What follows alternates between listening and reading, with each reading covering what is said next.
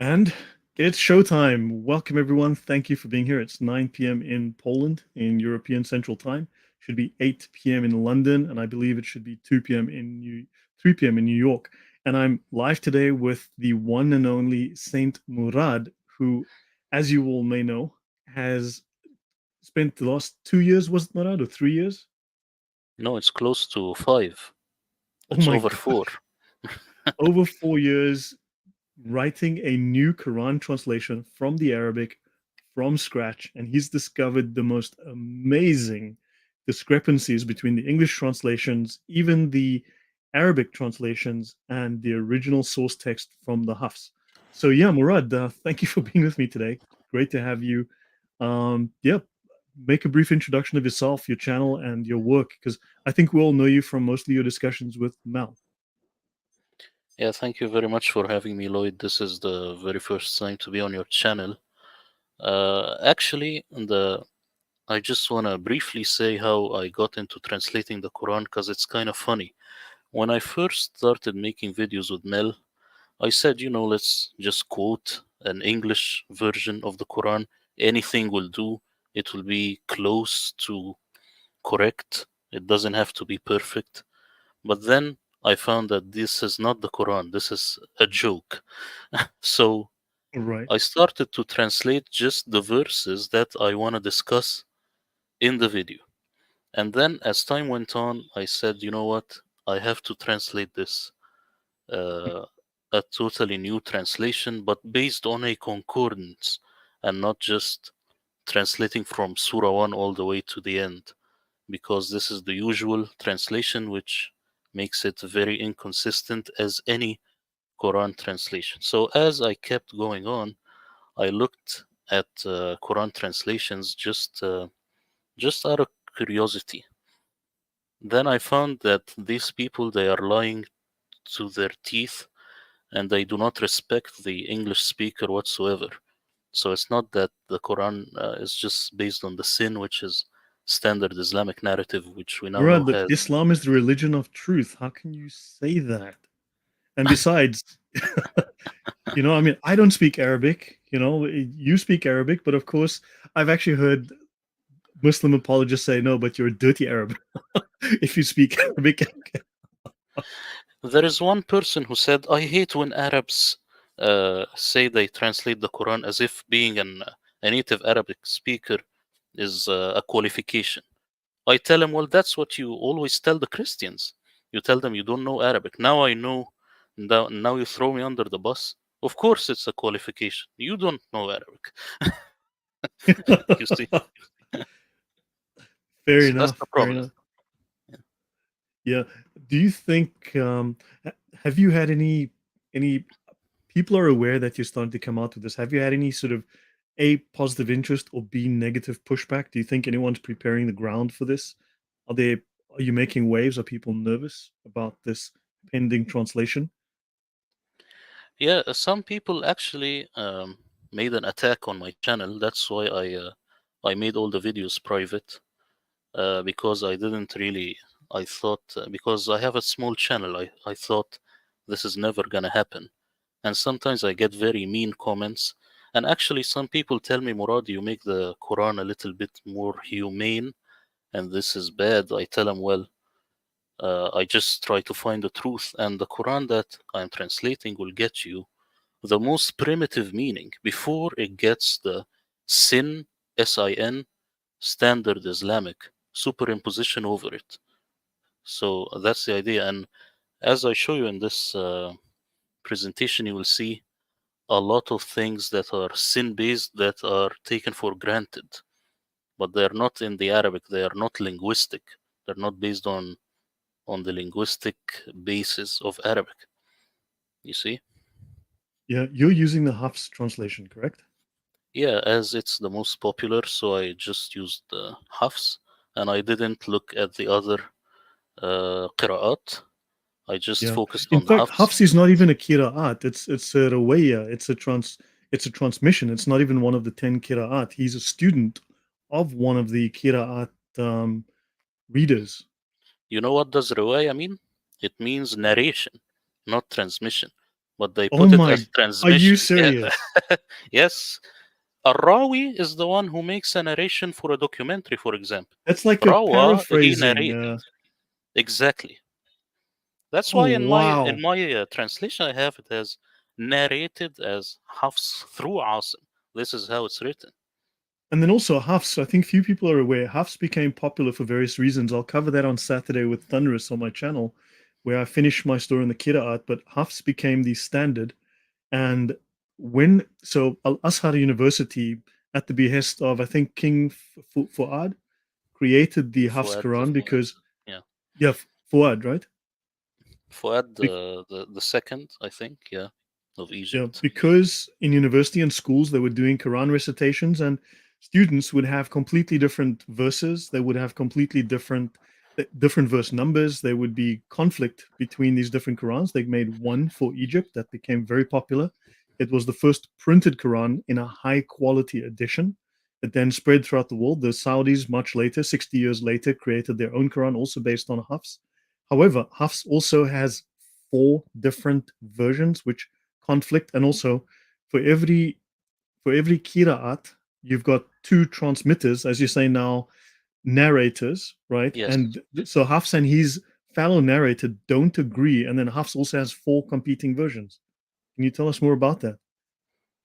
Yeah, actually, I have just known this from you and Thunderous in the last Okay. episode. I did not know about it, but like I am used to it. I'm used to it, so Okay. there is no problem. But it's funny when I just look at the word riwaya in Uh-huh. Arabic, and I see that people never ask the question, how come the Quran is a narration? It's a narration through Hafs. It's a riwaya. So they say transmit to run from the word narrator. That's the idea, as they do with everything. So there is Right. fraud in every single word being translated into English.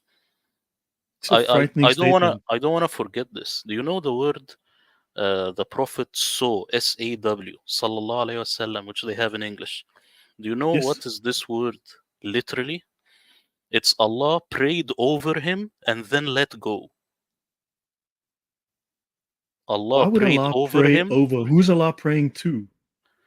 Yeah, of course, that's the $1 million question, but I'm telling you that they never Wow. translate it this way. So I thought it's some sign of respect, some kind of, Muhammad, the praised one, the divine, the righteous, or whatever the case might be. I thought this some kind of, I don't know, sign of respect Reverence. towards him. Yeah, Reverence, yeah. yeah. No, it means Allah prayed over him and then let go. Sallam. He submitted or let go. So what do you think the implication of that is, the context of that? And thank you very much, Catatubes, and welcome everyone. Great to have you here today. Well, I think that Muhammad in the Quran might be referring to Jesus Christ because it means the praised one. All right. So there is this level of deification, but it got lost with time. You see, as Muhammad, as I told you, turned into a separate prophet, an Arabian prophet, as good as Moses, as good as Jesus. That's what's going on. Right. Yeah, can I show what I just showed you from the Bridges Quran translation? Because that's as well as I can do as an English speaker who doesn't speak Arabic. I want to show maybe those two examples, get your comment, and then we can dive into your material. Would that be okay? Yes, yes, perfect. Okay, question. I've heard that Quran 3:146 will make people leave Islam. What is Quran 3:146? I will look for it. Bringing up Quran X. Here we go. So I'm going to share my screen, I guess. I'll present. So here we go. And with how many a prophet have there been a number of devoted men who fought beside him? They quailed not for aught, but befell them in the way of Allah, nor did they weaken. I don't think that I understand the question or the context, but thank you very much. Give the gospel of Jesus for she's telling everyone to support the stream. So thank you. Is this Does this mean anything to you, Murad, or perhaps we were given the wrong verse? Um, there is nothing critical here. I could just talk about the word ribbiyun, and it means actually in Syriac rabbi. So Seriously, rabbis uh, combating with the Prophet. The word qatala, I have it as combat. that would be arguing. Then, in other words, Possible. No combat, possible. Okay. physical combat. Physical combat. Okay. Yeah, yeah. Okay. In martial Well, arts, in Arabic, we call it al'ab qital, meaning combat games or okay. something. Right. So there's a question from Crusader General, and thank you, and thank you again, Catatombs, earlier. Yes, be a grain of sand. Yep, be the grain of sand that turns into the avalanche.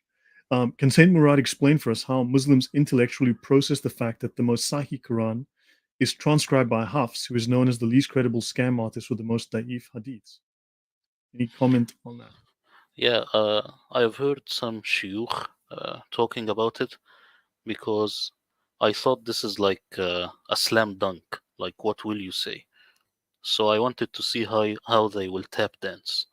And they say something like, well, Hafs was very good at remembering the Quran, but very bad at remembering the Hadith.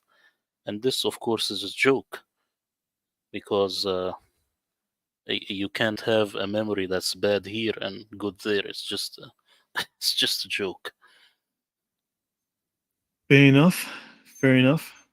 Um, yeah, no. Hopefully, we will finally solve this mystery. I'm busy digging into that. But yeah, I mean, look, the whole thing, the whole story doesn't make great sense.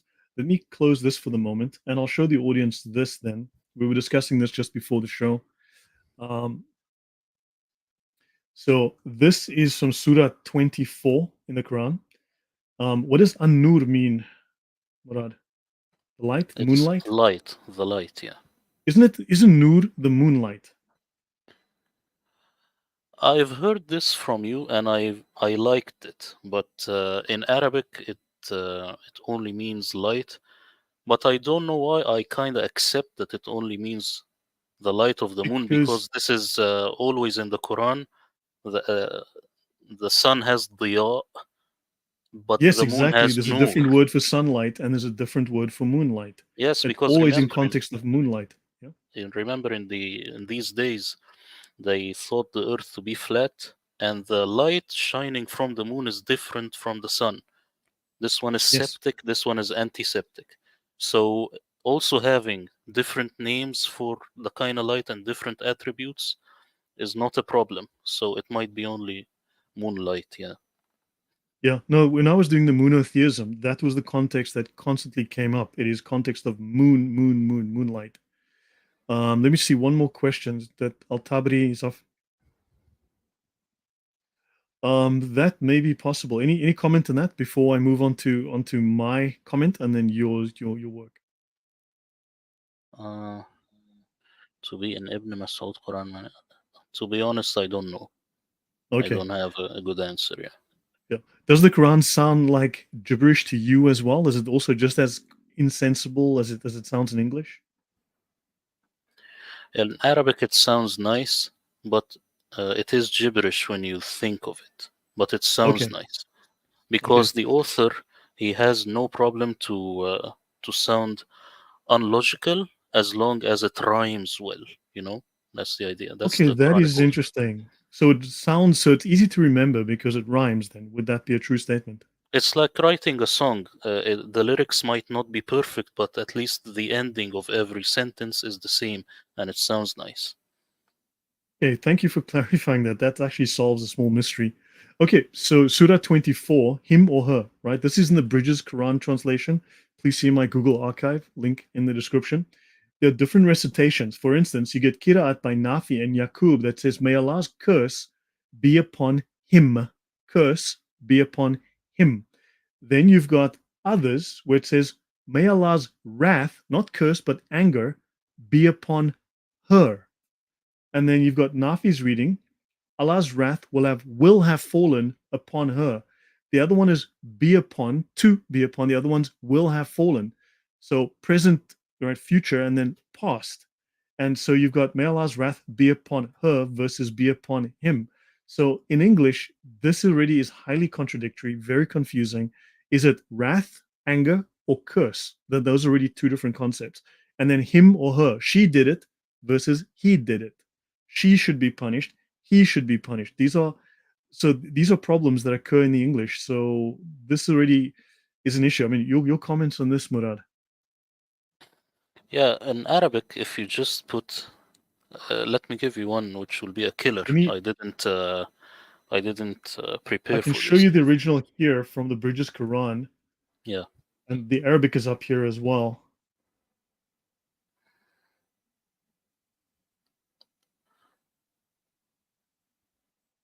which verse? Certain, it should be next to each other. They should be.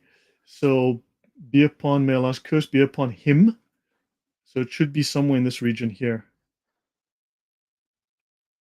So seven here, Inna seven, la'natullah seven to alayhi. eight, 7 to 8. Yeah. It says that the curse of Allah is over him if he was of the liars. Yeah, and then they've got different translations which have fallen upon her, which is, Mm, yeah, be upon. So wrath be upon her. So yeah, mm, these are different Arabic translations that come to say Yaqub and Nafi, and they mention others. So these are just things that we notice as English speakers. I'll do one more. This is Surah 13, Arad, the thunder, page 168 in the bridges. They speak of they were barred from the way, they were prevented from going on the way. They were barred. But then you have Nafi, Ibn Kathir, Abu Amr, Ibn Amir, and Abu Jafar read it as they barred others. So in this case, they stopped others. In this in these kirat, they were barred from the way. Shall we have a look at the original Arabic? Would that make a difference? yeah, yeah. Okay, let's have a look at this, page 168. So they were barred. So that's the top verse here. They were barred. Yeah, وَصُدُّوا عَنِ السَّبِيلِ. In my translation, it would be something like, and they were intercepted from the way. Sadd is Okay, so intercepted. It's the exact same word as being a goalkeeper and playing football. You intercept the ball. This is sadd. so they were so they were caught basically. Someone caught up to them, intercepted them. It's just Yeah, so just in English it doesn't make sense, but in Arabic it doesn't make sense either because it conflicts even in the Arabic. So it doesn't make a difference in the Arabic then. yeah, yeah. Okay, You know, crazy. there is So, there is this dagger alif, and it changes a lot of things. For example, the surah of the night journey, it says Subhanallah asra ba'abdihi layla, and abdihi is his servant. But actually, if you just put this dagger alif, it will be his servants, and that would make it the children of Israel, because this is the same context all over the Quran. You see, wow. so this is one of the frauds that has been done later to make it fit to Muhammad. Okay, that is crazy. So over to you, Muhammad. Murad. Sorry, I was. Oh, gosh, over to you, Murad. I'll let you carry on from your slides. That was my question and input because these are things that bother me too. Even in English, we have these problems. Yeah, 1 second.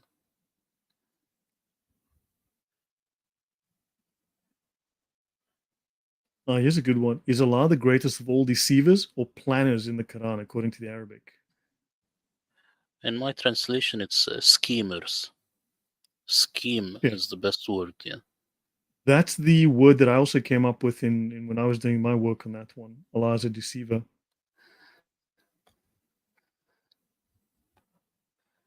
Yeah, deceive has another word, but scheme would be the best fitting word here. And nikah, is that taken from a niktuha, which means to have?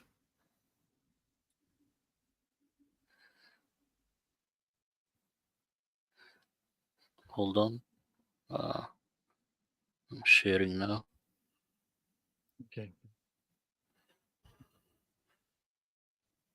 Do you see now? Yeah, yeah. Do you have a moment to Okay. have a look at this one question? So, guys, our last question, and then I want to focus on Saint Murad's presentation. Right? Okay, can you just read it because now I can't see the screen. Okay. Saint Murad is the word nikah, marriage, taken from anik to ha, which means to have sex. No. I think nikah means marriage, and it took me a long time to reach this conclusion based on looking at this word in every single context in the Quran. Now you will tell me, then why does it mean the F word? I will tell you this comes from the sin standard Islamic narrative later, because the Persians, when they hijacked the Quran, they put these new understanding and new meanings to words. They were very vulgar. And this is something Okay. that maybe we can prove later, you know? Sounds good. Yeah. Yeah. So, thanks. Over to you then. Okay, Muslim and non Muslims alike know that almost all Quran translations are awful. The Muslim explanation for why they are this bad, they say that the original Arabic Quran is a miracle and therefore it is impossible to be translated. In this presentation, however, I will show you how Quran translators hide themselves behind that curtain and use the sin standard Islamic narrative to distort the Quran itself. Whether you are a believer in Islam or not, you certainly hate lies, especially when these lies are carefully crafted to fool you as an English speaker who does not speak Arabic. Now, the question of do we need another Quran translation? And that's everyone always asks me this question. I will tell him or her by the end of this presentation, you will be able to tell. Be aware that the mistakes I'm about to share with you are present in all Quran translations.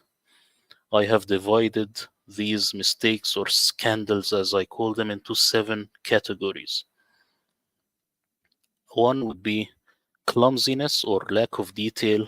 2. Bible obsession. 3. Standard Islamic narrative based. 4. Just blunt mistakes. 5. Masking Quranic mistakes as if they were not there. Deception. 6. 7. Fatal mistakes. We will start with the clumsiness or lack of detail. The word am and sana, they are always translated into year. And the reality is they are 2 different words, and there is a subtle difference between these 2 words. One Are is you year. sharing your presentation, or are you showing us the? Because at the moment you are showing us your not the presenter view, but you're showing us your own slide view. Don't you see full screen? No, no, you're showing us the slide view, the with the thumbnails on the left and the slides on the right. So we're not showing the full screen. Uh, okay, Just let do me. an Shift F5 to full screen it. Otherwise, you're showing the wrong screen. What about now? No,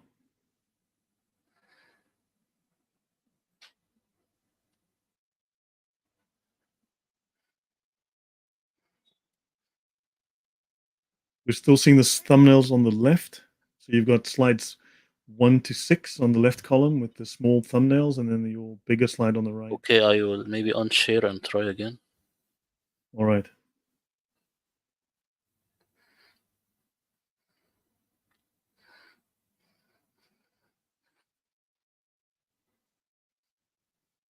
Just choose the full screen option. Once you go to share screen, there's entire screen on the top right. Okay.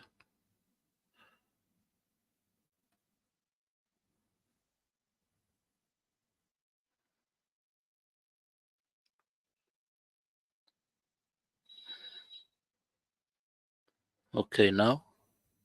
Yes. No. Okay. So the word am and sana are always translated into year, but the reality is there is some difference. One is year and the other would be a year having to do with seasons. So a seasonal year, or maybe you can also say just season. This mistake shows the general linguistic ignorance of Quran translators. So this is not a scandal, but this shows you what's gonna happen next. Now there is also this word hijaj. Hijaj is hajj, meaning pilgrimage, but sometimes they have it here as years. Now why is that? Because there is something in the standard Islamic narrative telling them that hijaj here means years, which is a scam. Pixel here has it as pilgrimage, as you see. But of course, that doesn't mean that his translation is any superior. He just happens to have this one right. Now here they also these translators fail in basic math. As you can see here, the word ضعف, they have it as multiplied or double. Here is correct. But now let's see in a different context. They have it here ضعفين, meaning two doubles. They have it just as double. Wrong. It should be two doubles, which is an equal of four. ضعف is not the same as ضعفين. Of course, you can say this is not a big mistake. Well, if we deal like this with every single word, then automatically you have a flimsy, bad Quran translation, just like every other translation. So, of course, every single word is important. Now, here, the dilemma of the word bid'ah, this is very important. The word bid'ah here, they have it as several. So, Joseph, he was in prison for several years. So, does it simply mean several? Let's see how they have it here when it's talking about how the Romans defeated uh, the Persians. في بضع سنين here they say within 3 to 9 years. Here they got the meaning of بضع from the Arabic dictionary, which they ignored all along. Why? To simply make the prophecy fit. They have to make it fit. What do you think of this one? Completely different to 7. So 3 to 9. Is it actually a value, or is it just like a range, like a period of waiting of time? It's a range, but as you can see here with Joseph, this one, the previous example, they have it as several. They don't really care if it's within 3 to 9 years. But here, when it comes to making a prophecy, they have to make it fit. This is the only time where they open the Arabic dictionary. So, they pick and choose. Sometimes they choose the Arabic dictionary, sometimes they choose the sin, sometimes Okay, maybe a da'if hadith, anything. so it depends on their agenda and what they want to say about that verse.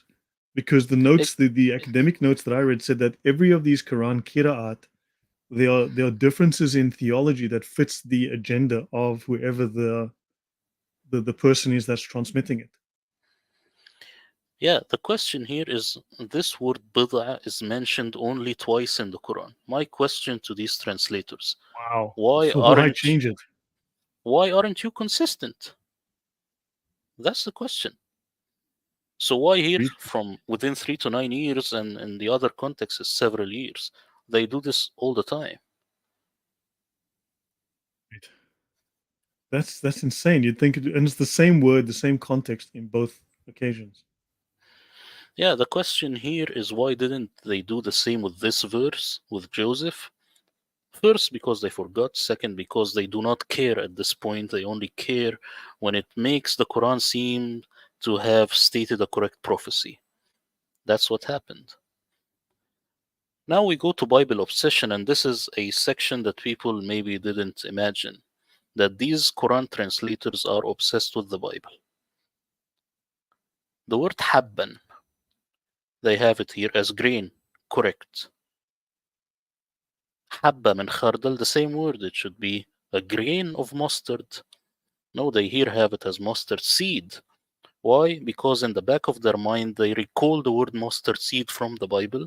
Bible. Yes, Yeah, yes. I was just and thinking the exact thing. it should be a grain of mustard. But because they didn't create a concordance, They are doing these clumsy mistakes. You see, And because also, also this would they appeal to English readers. It would be familiar to Christians. They want to appeal, don't they? And it would look wrong if they said a grain of mustard. Everyone would go, hold on, that's wrong. exactly. They are like, we already have enough differences and people are not converting to Islam. At least have it as mustard seed here. You know, this is how Uh they are huh. thinking.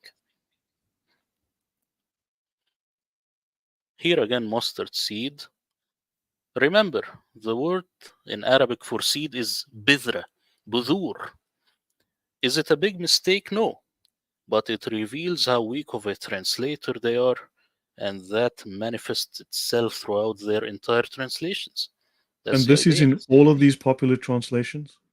Every single one I have looked at, I won't tell you that I have read every single one, but let's say I have read Surah 2 in maybe 12 translations, only Surah 2. Surah 2 is very revealing.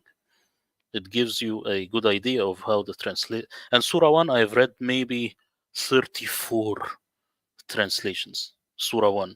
Just from the Fatiha, I know what's going on. Surah Yeah. 1. Which is insane. They claim there's one Quran, but then, of course, there's 10 Qira'at, which started with 7, then with 3 added, then plus 4 for 14 Qira'at. Then each Qira'at had 2 transmitters, which means 14 times 3, which is 42 versions of the Quran. And then, of course, we know Hafs has at least 4 versions that we know of. So, I mean, it's you're suddenly looking at 46 versions of the Quran. Yeah, exactly. But as you see at this stage, I am saying, okay, Hafs is Yeah, right and it is the only Quran. sure. Now let's look at the translators, what they are doing. Now we move to sin based, standard Islamic narrative based. These translations are sin based. They're not based on language whatsoever. Love the cartoon pictures. Yeah, these are the translators. I made them into Simpsons because they are not real people, they are cartoonish, and their translations are cartoonish also. That's the idea. Super. Yeah. Now let's look at this word here. As you can see, you do not need to know Arabic. These are two words. جمعه وقرآنه. إن علينا جمعه وقرآنه. Meaning, indeed over us or upon us is its gathering or combination and its reading. Now let's see how they do it here. It is certainly upon us to make you memorize and recite it. They shoved this you being Muhammad when it doesn't say that in the Arabic. Why? Not Because the even sin, contextually. they have to stuff him in there. And as you can see here, Sahih Wow. International. Indeed, upon us is its collection in your heart. This is, of course, a joke. And to make it possible, its recitation. Another joke. Actually, Wow. calling qira'ah recitation is a joke, Lloyd, because it's only reading. Because this word is used with reading the eye, the eyes, reading the eyes, or reading between the lines. It's not recitation. Hmm. But this So word even that is recitation, false. yeah, it's only reading. So I thought Muhammad couldn't read. So in the cave, is it recite or read? It's Because you read, see but different versions. they have to put it as recite in the English to jump over the problem. But it's saying read, saying read between the lines or read, but not recite. Definitely not recite. Crazy stuff, man. This is blowing my mind. I mean, seriously, I'm just like stunned. Like, how did they get away with this for so long? Stuff this obvious. I mean, where's the negligence here? On the Western scholars, Arabic scholars, deliberate deception? Well, Muslims in general, they have a general consensus without, I remember you talked about the Sharia and how, like every Muslim knows it's a secret and they do not discuss it in public. Here also they have this common consensus that it's okay to fool the Western people because in the end they will convert to Islam, which is good. And then we will take hasanat, which meaning something like bounty when we go to heaven. So this is also good, as if they are playing lottery. So as I always say, their target audience is Allah, my target audience is the audience, is the people. So I'm giving them the real thing. I'm giving them the literal linguistic meaning of the Quran. Wow. I mean, this is going to change things once it's out. Honestly. The verse says, "Surely upon us is its combination and its reading," and the word combination also is the only one that's correct. And I have my own reasons in the concordance which I have created, because it's used with a man and his wife. You actually combine them. You do not gather. You do not muster. These are the words mentioned in the English Qurans which are wrong. What is the But that, implication of yeah. reading? Because what if Muhammad had to read? That means Muhammad could read, which means he was reading stuff around him. Remember the word read in Arabic, it's exactly like in English. It could mean read between the lines. I can tell you, Okay. did you read between the lines? Did you know the social cues that happened? Did you catch Okay. this? Okay. This is the word read in Arabic. It doesn't necessarily mean read the book. Understood. Thank you. And also in the story, this very story in the sin, which is read, and he says ma aqra. Actually, you can read it in another way. You could say ma aqra and add a question mark, meaning what should I read? You see, not I do not read. But they Mm, did not have a question mark back then. So this is also, another way of looking at it. thing. Yeah. Wow. Seriously, man. This means everything is to be questioned. We are wrong about literally everything. It Yes, turns everything everything upside has down. to What you're be doing. revised. Yeah. So as I'm showing you here, this verse is only saying surely upon us is its combination and its reading, but that's not good enough for them. They must distort it and add Muhammad in there. This is the sin standard Islamic narrative manifesting like demons. This is what's going on. Now, what about Jahiliyyah? And I know you will like this one. Al Jahiliyyah al Ula, they say pre Islamic ignorance. And here, the pagan past. The text is actually saying ignorance as a state or a condition of ignorance, the first Yes. ignorance. That's what I've been saying for a long time, and it's not the period; it's the condition.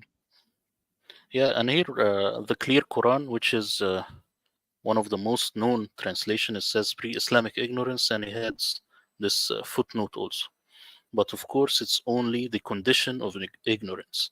There is no pre-Islamic past. Why they do that? Because they are blinded by the sin, standard Islamic hoax. Now here, shoving Mecca in there, this is also a problem. You have Mecca all over the place when in reality is mentioned by name once in the Quran. This is the word al Qura, as you can see here, meaning the Mhm. mother of Mother of. settlements. Qarya comes from mustaqir, meaning settled in a place. Now, as you can see here, they say mother of cities, Mecca, Mecca, Mecca, Mecca. Yeah, I mean that title belonged to Jerusalem, as far as I know. Exactly, yeah. You see. So this is the standard Islamic narrative made them do it. Now here, shoving Mecca again. Here the word is Bacca. I'm asking anyone on the chat, what do you hear me say now? Mecca or Becca? I say Becca. Why Becca, do you have it big here difference. as Mecca? One is with a B and one with an M. So they say Becca, i.e. Mecca. Huh? Why? And here, Mecca right away. As if the Arabic never said Becca. Because they do not respect the reader.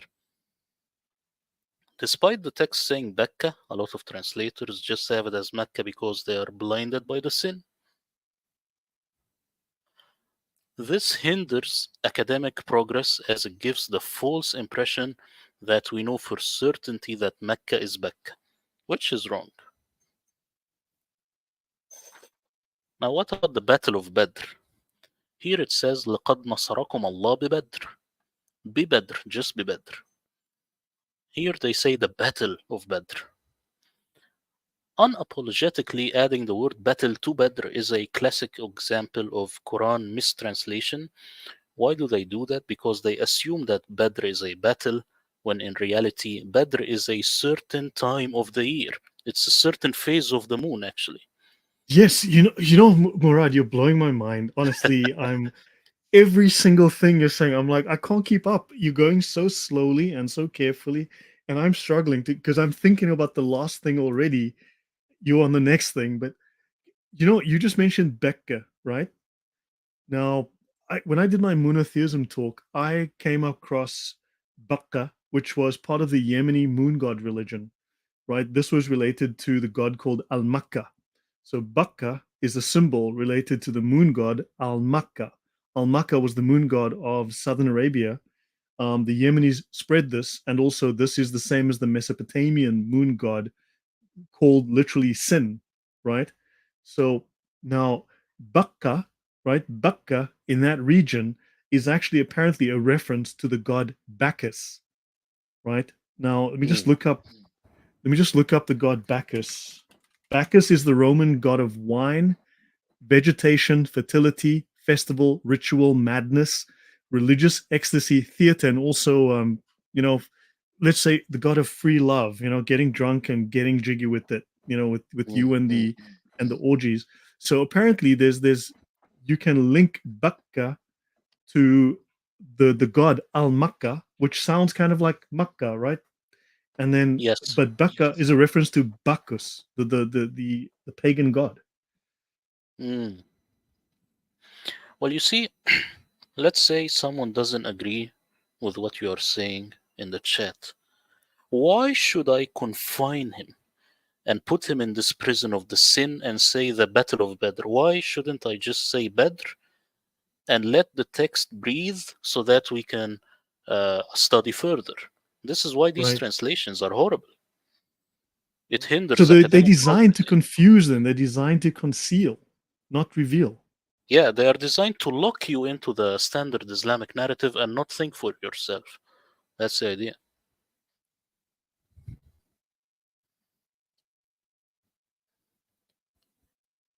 So here, the sin makes them too narcissistic to see the truth.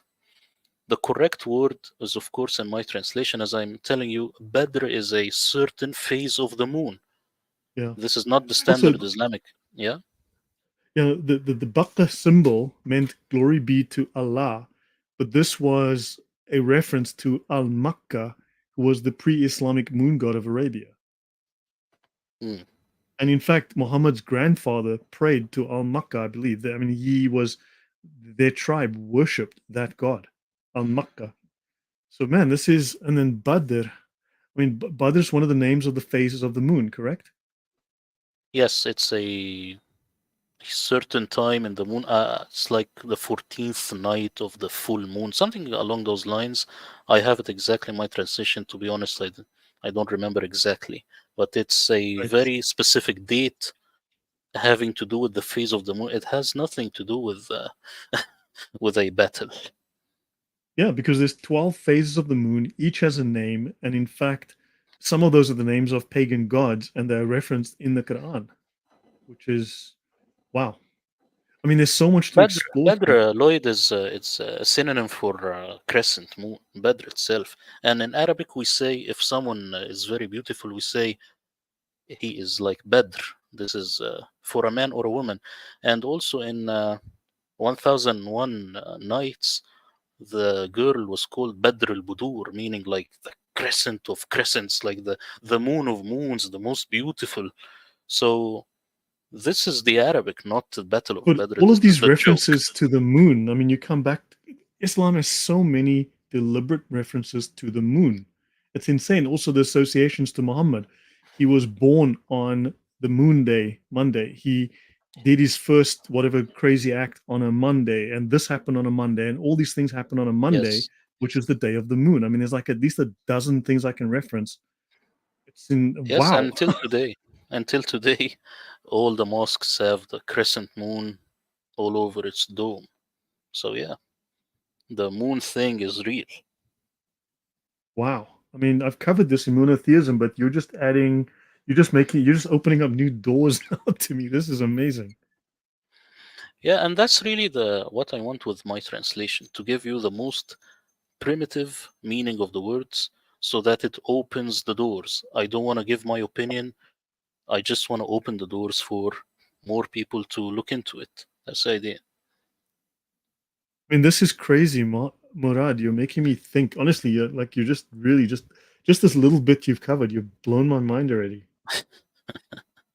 I hope the people are liking it in the chat, and I ask them to like the video and to download Yeah, a free guys, get your sample. friends on this channel. Yeah. Now here, I want to show you that the word Badr, just to tell you in Arabic, is mentioned once in the Quran. But here, what do you see here? يوم التقى الجمعان, meaning the day when the two forces, they say forces, but Jam'an could be two groups at Starbucks. You know, having Hmm. them as forces is also sin, standard Islamic hoax. Here they say at Badr. They take it a step further and shove the word Badr in there when it doesn't belong. It never says Badr. It says Yawm al-Furqan. Yawm al-Furqan could be something to do with Moses. You see? But they, of course, have Badr here. Why? Because the sin standard Islamic narrative says so. Maybe Al Tabari said this, Al Qurtubi, these people. Now, here, again, Battle of Badr and Battle of Uhud here. Do you see the Arabic? It doesn't have any reference at all. Wow. Zilch. But here they have Badr and Uhud. Get away with Of this. course, the English reader, when he reads, he will assume that no way, it never says this in Arabic.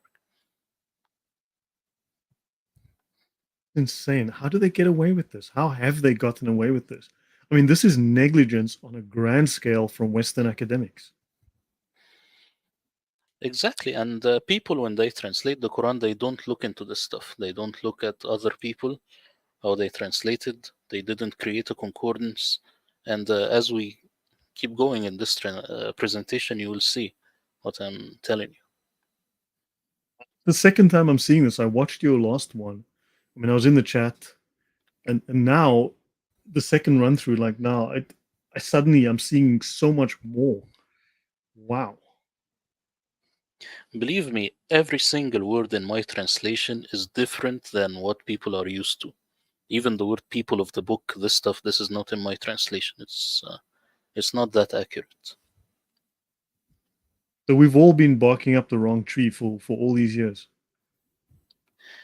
Yeah, and it has been, this tree has been planted by Abdullah Yusuf Ali, the very first translator, and people are actually copying him.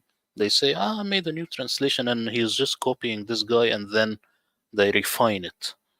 That's what I have seen. He is the root of almost all English translations. I see his print, his hand. I see his hand in all the translations. I hope you sell a mint of this stuff, Murad. Honestly, this needs to be out there. Now I wanna look at the word anfal. As you can see here, يسألونك عن الأنفال. They ask you, O Prophet, regarding the spoils of war or the bounties of war. And this is a big problem because they don't know what does this word mean. The Quran itself gives us a clue. It says here, نافلة لك. Here it's additional prayers. So it's not bounties of war as prayers. It's not the spoils of prayers, it's additional. This is the linguistic meaning. They They're not even the themselves know. same thing. They're not what? Yeah, they're They're not not the even the same thing same at thing. all.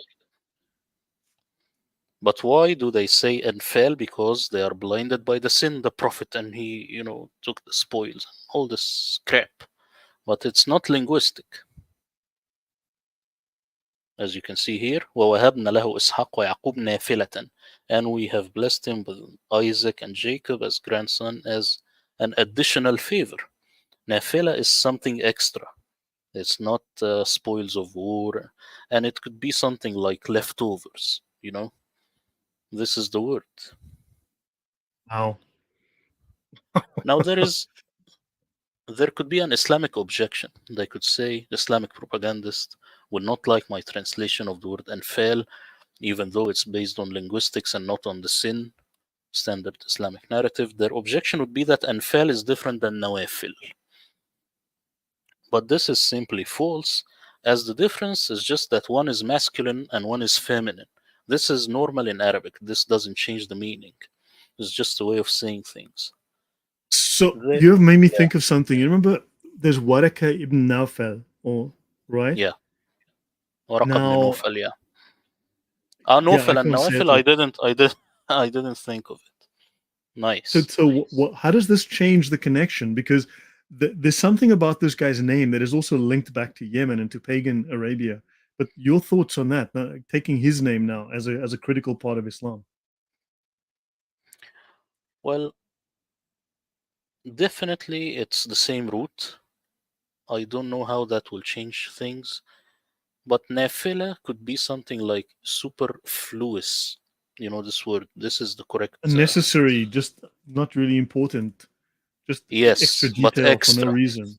Yeah, yeah, Exactly. you're right. This is the word. Unnecessary. Yeah, odds and ends This is left the over. word. How does this change things? I don't know, but it's important that people know that anfal is not spoils of war. This is the this is a sin. This is the extra layer that they put later. Now they are just used to it sounding different to them as they have been conditioned by years of sin. This is the translators. Even something as failed as the Arabic Wikipedia, which is very bad, knows that nafila and nafl are one and the same here. And nafila or nafl al-jam' nawafil, meaning ziyada, additional, something additional. That's it. You see, this is the primitive meaning of the word. Now here, the Muslim translators actually they do the same. They know that there is a masculine form and a feminine form. They have no problem. So here, ar-rukka are the ones who bow, and here another variation. Ar-raka'in are the ones who bow. You see, so nafila and nafil are the same. They mean something extra, not really necessary. Before I go into this one, I'll just ask you if you have any comments. I am gobsmacked. It's like, I mean, my brain is just busy going, huh? Processing, trying to keep up with all of this because I'm like, what? I'm just keep thinking, what are the implications here?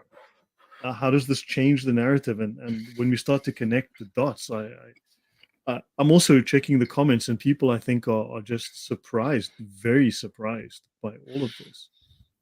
Yeah, I'm not looking at the comments. I will look at them later because they will just take me off track. But let me tell you that any word I have looked at it in the Quran in every single context. Let's say the word is mentioned 16 times, I have read it the 16 times because this will make it much easier for you to know what does this word mean. People say, well, what does this word mean? Let's go to Ibn Kathir. I tell him why. The Quran is a very big book and it has this word multiple times. Go and read them in every single context. You will most definitely get it, unless you are very stupid. Don't go to Ibn Kathir, who came much later. You see, that's what I have done with my Ibn translations. Kathir came even before Hafs. I mean, why didn't they use? He's one of the earlier ones, in fact, compared to Hafs as a Kirat. You'd think now, why didn't they use him, for instance? Yeah, I'm not He's sure far better if known. I'm not sure if Ibn Kathir, the one who's the of the commentary, is the same. Yes, Uh, very famous. Oh, it may not he be the is. same guy, you mean? No, he's not the same guy. I think he's not the same guy. Maybe someone can confirm in the chat. I think Okay. he's not the same guy. Yeah. I'm Yeah, we'd not have to talking look about into it. Ibn Kathir per se. I'm just saying if I have the Quran and it has the very same word multiple times, why don't I read this in every context? Then I can glean exactly what he's trying to say. That's a, that's a much better approach than going to someone who came much later and from a different region and who doesn't know the language. and almost definitely is a fraud also, as we know now. It's not smart. Now, what does the word wahy mean? This is very important. Well, The word everyone always says wahy, revelation. Revelation. It's yeah, revelation from Allah. exactly. But let's look here. اتبع ما أوحي إليك, what is revealed to you. And of course, they say, Prophet, maybe إليك is to you, O reader, the reader. Why are you putting me in this prison of the sin standard Islamic hoax? But anyhow, revealed, wrong. Reveal is kashafa, and it's this word is used with the Queen of Sheba revealing her legs, Lloyd, in the Quran. How did I know? Because I created a concordance. I have made my homework. Kashafa But is that's not reveal. holy revelation. That's not revelation from Allah. No, this word does not mean revelation. This is a joke. So you said kashafa, right? As in Yes, kashif, Kashf. yes, Because that within, if you look through the sources, that is supposed to be the sense of revelation or the Gnostic revelation, the secret knowledge of the scholars, the kashif, which is the yes, mystics exactly. receive. Exactly. It has to have this word reveal. It's revealing something like a secret, something that has always been hidden. This is the word reveal, kashafa. And That's people, Gnostic knowledge according to the Sharia. It's Gnostic. It openly says so.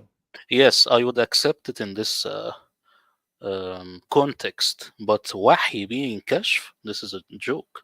It's not the same. So, so revealed like to show or to display, accidentally or something, as opposed to, or she bared her legs. I mean, that's a completely different context. Do you usually, is it usual for a woman to bare her legs? No, but she revealed something that you are not supposed to see. This is kashf, and this is in the Ah, Quran. okay, You okay. see this? Dude, that's a whole different picture. I got images in my head, So that's the idea. That would cancel the word reveal for wahy. Now, here, فَأَوْحَى إِلَيْهِمْ. It should be, and he revealed to them, according to their translation. That's if they are honest and do not change, do not tap dance. No, here it's signaled. Why? Because it's not Allah, so they make it signaled. Funny enough, Quran translators never maintain that Wahi is reveal either. Here they have it Actually, as Sarah said signals. exposing, to expose her legs, to expose her something. That's a Yeah, good word. that's with kashf, yeah. But here reveal, do you know reveal wahy is the same as iha? You know what is iha? It's cues. CUE, Q. When I ask, Sign, I say, did this girl like you? Did she give you cues? Did she give you wahy, ihaat? This sign. is the word. But that's completely different context to, did Allah give you revelation? Did you receive revelation? That's totally different idea. Incredible. Yes, it shifts the whole text into a different context.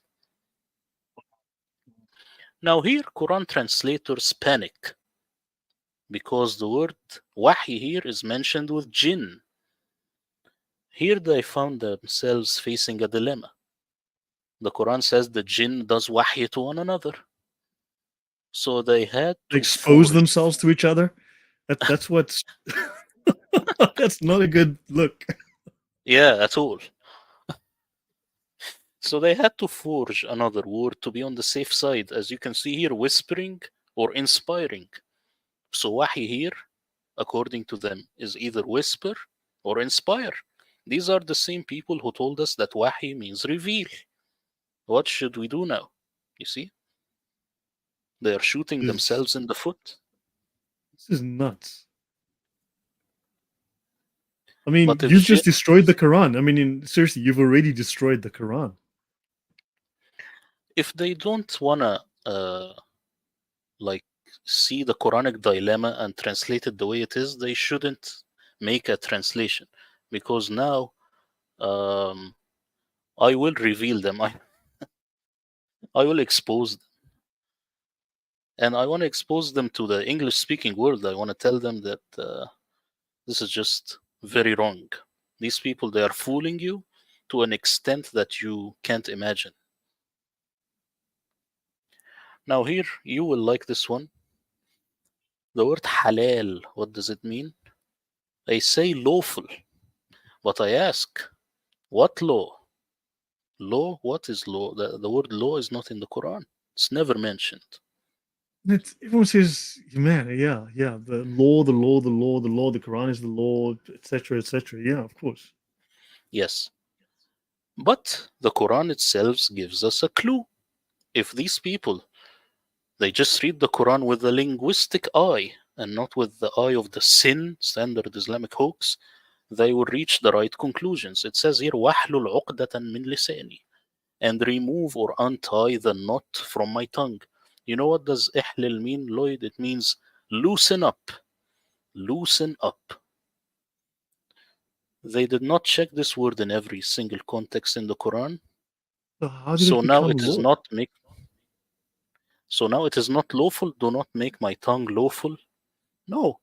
When the Quran says this is halal means this is loose, it's there, it's you can use it, it's free. It's a very primitive way of saying things. It's not law, there is no law. You see? These are two completely different things. Exactly. They The had word to know there halal, were.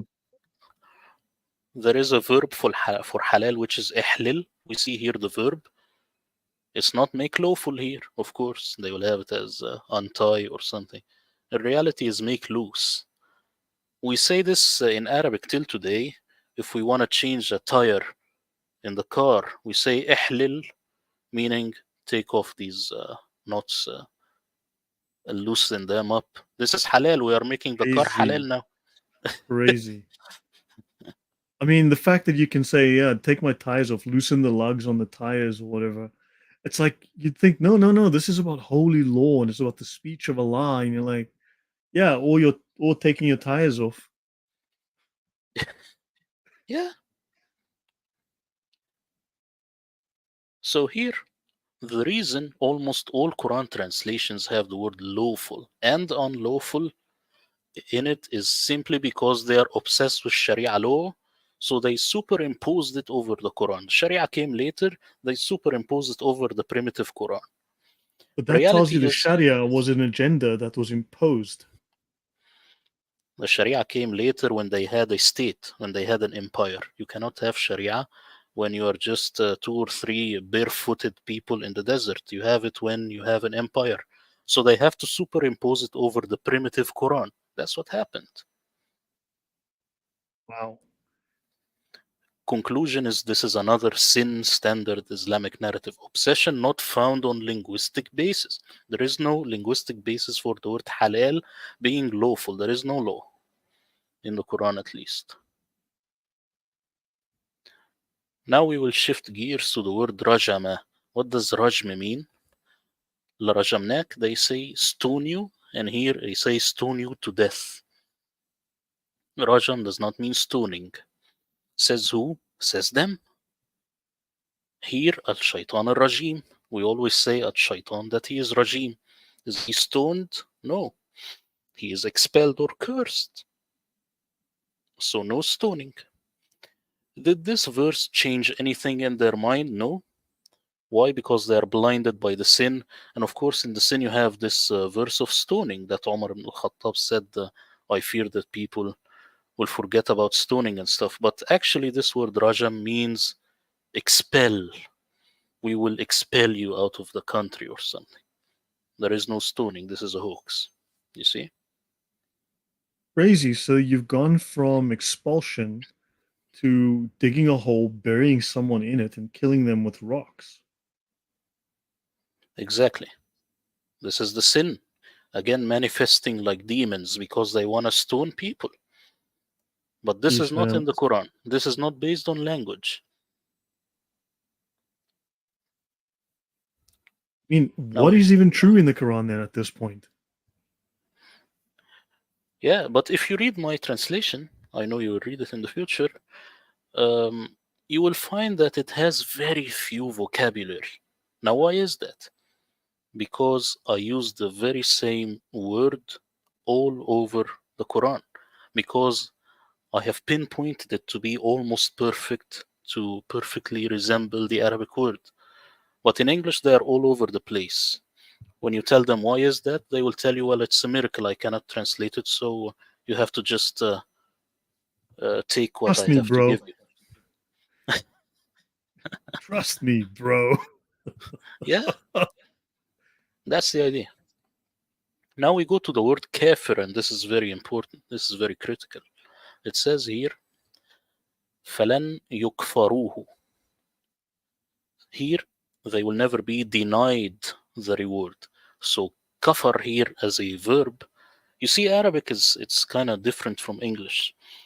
Arabic, the word could be a noun, an adjective, an adverb, a verb. It can have all the variations. So, if kafir means an unbeliever, then if I give you kafar as a verb, you have to give me what does it mean. It can't mean he will be an unbeliever. Just from this verse alone, you see, they say deny. Kafar as a verb is denied. This is interesting. Let's see here. نكفر عنكم سيئاتكم. Here, God is to, or Allah is talking. We will absolve or we will remove your sins. You see, Allah does takfir. Is Allah a kafir? Yes. The precise word in my translation, but as you can see, it does not mean become an infidel. Infidel has another word in Arabic. It's not unbeliever or infidel. It's something like cover up. Actually, the truth is kafir means the coverer, the one who covers the truth. This is the kafir. And here Yeah, that's God the or Allah, context that I've always known it as. Yeah. yeah, here Allah is covering up your sins. That's what's So he doesn't happening. absolve your sins. Actually, then it can't be absolving your sins. He's Yeah, absolve covering and them. remove. This is Absolve a and remove. heretical Christian concept where Absolve and remove. you don't have your sins removed. You just have like a cover put like snow, like you have a pile of dung and you've got snow on top of it, so that you just cover the bad thing. It's just not seen because now you see the nice white thing over it. It's sauce on top of, you know, rotten food. That's Exactly. This is exactly the word the Quran is using, cover up as a verb. We will cover up your and here sayas. The word sin is not in the Quran, Lloyd. Sayas like your guilts, your guilty deeds, not sins. The some Quran doesn't crazy know the word sin. theology. That's some crazy theology on top of it. Yeah, these are the kind of words you will use for criminals, and I've seen that the Quran uses like misdemeanor, guilt, crime. These are the words that the Quran uses. It doesn't use sin, and this biblical language is superimposed again. Remember, Bible obsession. This is the Bible obsession of Quran translators. Yeah, guys, if you're enjoying this, please do like, do share, subscribe for those of you who like this content. And also, I've dropped Saint Murad's channel link several times. I've just dropped it again. Please do go to his channel after the show, subscribe to his work, and look out for his Quran translation. I mean, this is blowing my mind. But back to you, Murad. Yeah, here, فَاذْكُرُونِي أَذْكُرُكُمْ وَاشْكُرُوا لِي وَلَا تَكْفُرُونِي. Here, Allah is talking, is saying, uh, remember me, I remember you, thank me. And here, these liars, they say, and never be ungrateful. And these say, and do not deny me. Actually, what it is saying here, and do not cover me up. Do not cover me. Again, no infidels here. But this next verse will reveal the sin standard, Islamic poison, once more. إن الذين كفروا, indeed those who disbelieve. Here we are back to the sin. Those who disbelieve. No, it's those who cover the truth. Those who covered the truth. You see? So this is kafir. Kafir is a coverer. And it's a loan word actually. Kafar, cover. When You we know that play you football, make yeah, yeah. when we play football, we say kura kafar, meaning the ball which is covered. in a hard covering, which is the professional one, uh, Good which is grief. used, at the World Cup. This is called the covered ball. You see, It's so like we cover still a have, sofa. You can cover a sofa as well with yes, seat cover. Oh my gosh. Murad, seriously, I'm gonna after this I'm gonna have to cry or something just to really this is insane. yeah. But I ask people to, if they want to get my translation in the future, to download the free sample because they will be on my email. Then I can email them the translation. This is to ensure that that they are serious. They will find it also in the description, I believe. So hold on, that's on Buy Me a Coffee, right? Let me just get there.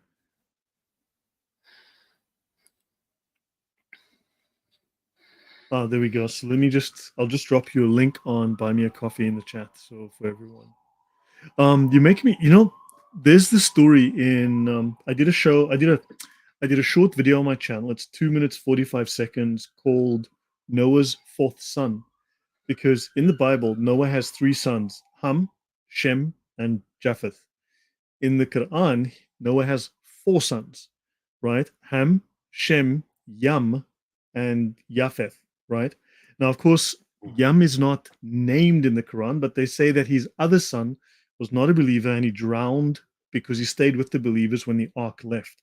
Now, Muslims are saying, oh, you're calling him Yam and his name is not in the Quran, you're a liar. I'm like, scholars later said that this is the name of Muhammad's son, Yam, right? Now, of Mm. course, Muhammad's wives are not named in the Quran either. So then Quranic scholars must all be telling lies about the names of Muhammad's many wives because they're not named in the Quran either, I guess. So I guess I'm in good company, right? That all Muslims are lying about the names of most wives. But that aside, Yam turns out, just like we discussed earlier, Bacca being possibly Bacchus, pagan gods, and so on, and on Maqqa, Yam is actually the pagan Arabian god of the flood. He's the god of water, and every year he starts a flood to try and take over the world from the god Baal, right? And then Baal fights him and pushes back the flood, and then he comes back again the next year. So there's this constant fight between Yam, and Yam is also part of the Arabian mythology, the pantheon within Yemen and Qatar, and even Qatar. The name Qatar falls into the Arabian pantheon of gods. So now you've got this pagan god who becomes Noah's fourth son. I mean, it's just odd that you have these strange things that get somehow added into the Quran. I mean, and Yam in Hebrew means sea, the water, but also in Arabic, they speak of Moses was put in the water in the Yam, al Yam. Yeah, and the Quran is only mentioned Yam with the Israelite story.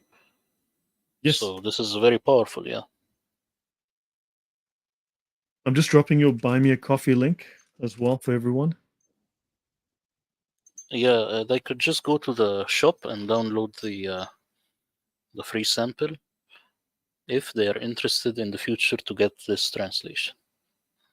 Thanks. Okay, so here recognize what, and this is the 15th mistake. This upcoming mistake is shameful as it really shows how Quran translators deceive people. This verse in Arabic and the word under the microscope is يعرفونه. So here basically it's saying uh, those who were given the, let's say, book, they know it as they know their sons. So is here it says they know it, recognize it, meaning the truth or that fact. This is in the context of the Quran. What should a translator with dignity do about this verse? He should just translate it as recognize it and let the reader sense the meaning from the context. Why? Because he's an adult. But would Quran translators do that? Never. They must direct you towards their propaganda. So Quran translators, they split into three groups. One said recognize it meaning the Quran.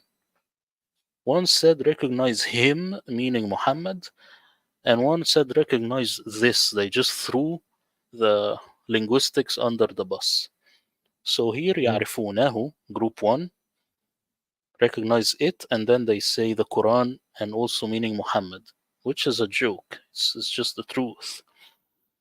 And here recognize this revelation. yeah, Now that's group two, totally different objects. Your subject yeah, object relationship. It's like Allah will curse him, Allah will curse her. Allah will be angry with him, Allah will be angry with her.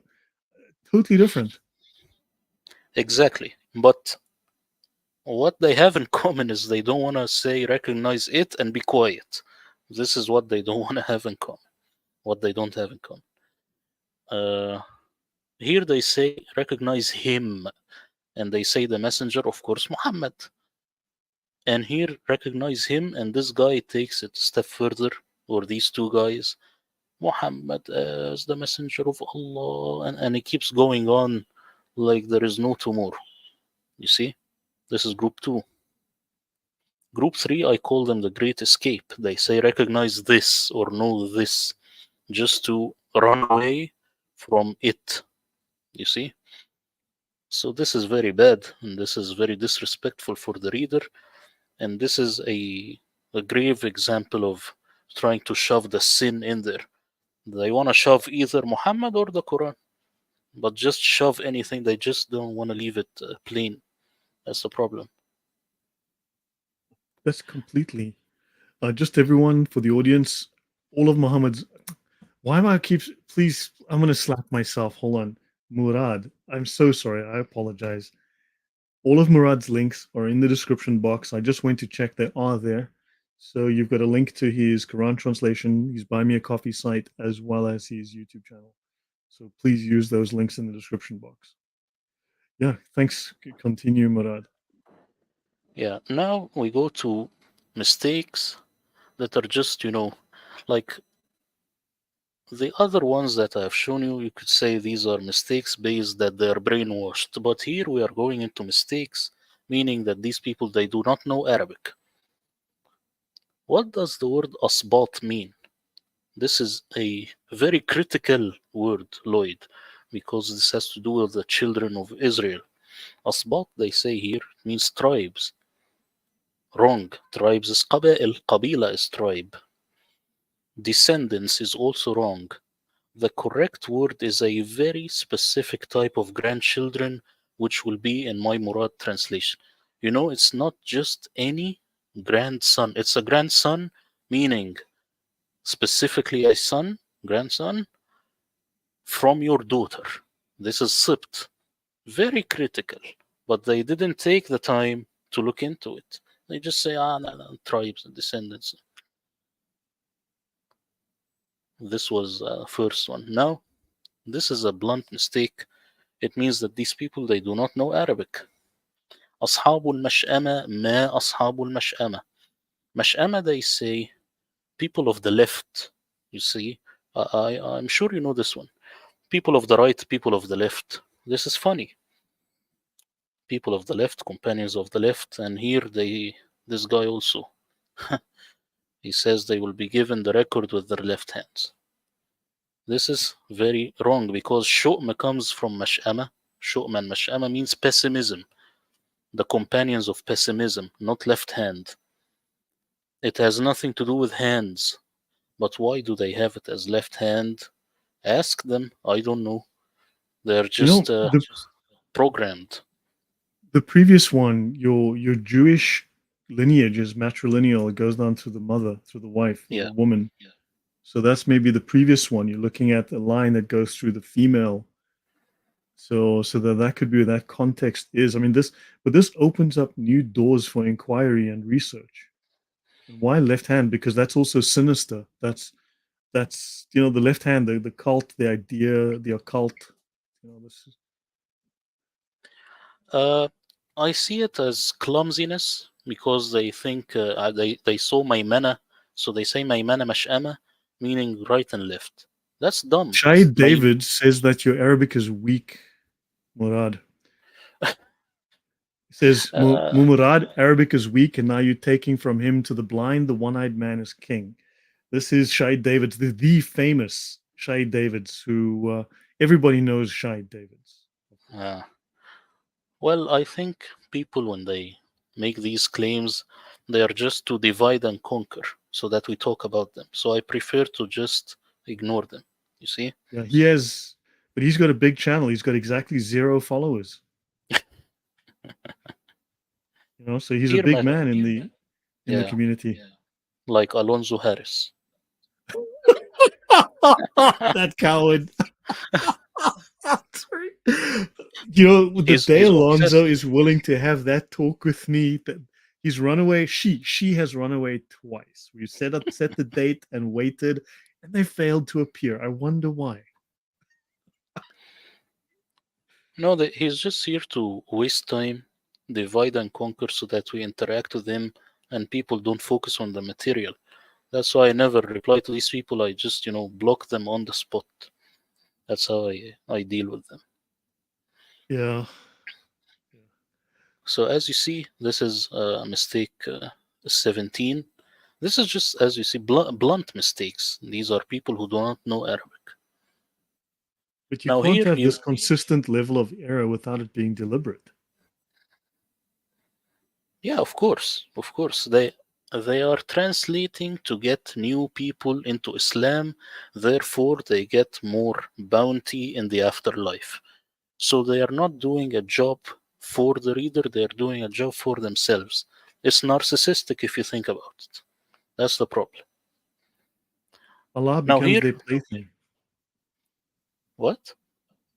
Allah just becomes their plaything. He says whatever they want. He's like a puppet. He says whatever they want him to say. Yeah, exactly.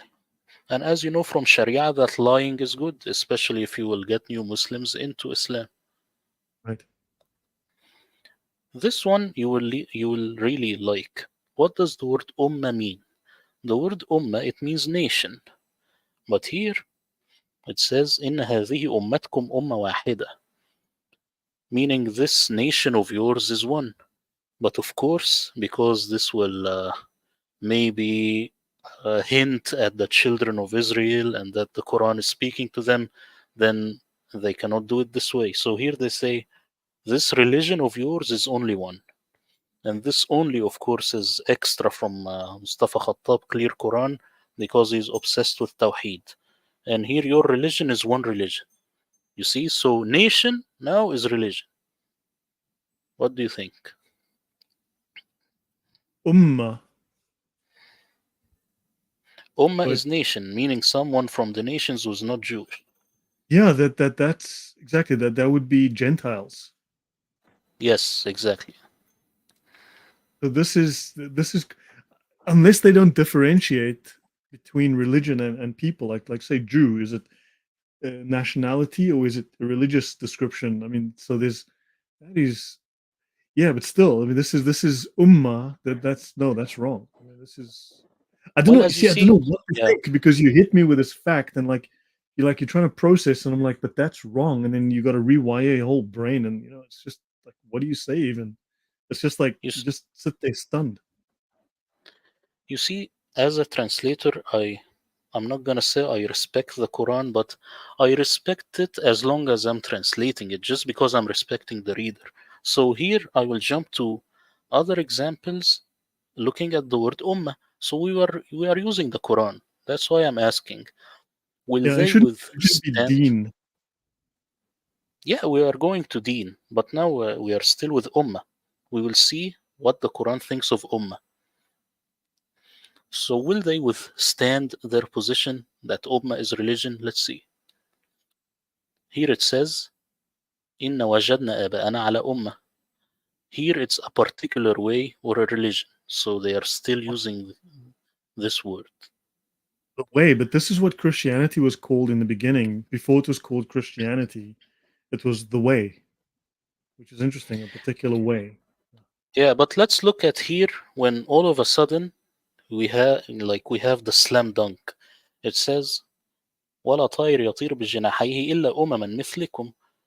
Now they are stuck because They have to make it communities because birds can't be a religion. Here it's saying birds soaring in the Wow. skies are communities like yourself. So they are never religion, they are never away, and they are not also Gentiles. They are communities or nations, right? Or else you are shooting the Quran. Beef. Again, here, now when it comes to Islam, then it's a nation. Now that Islam is mentioned, they quickly change it to nation. From our descendants, a nation. So Ummah here, Ummah Muslima. Now Ummah Muslima means a nation, not a religion or something. You see? This is their tap dance. Now here, this shows, especially for the guy on the chat, this shows how uh, his Quran translators are weak.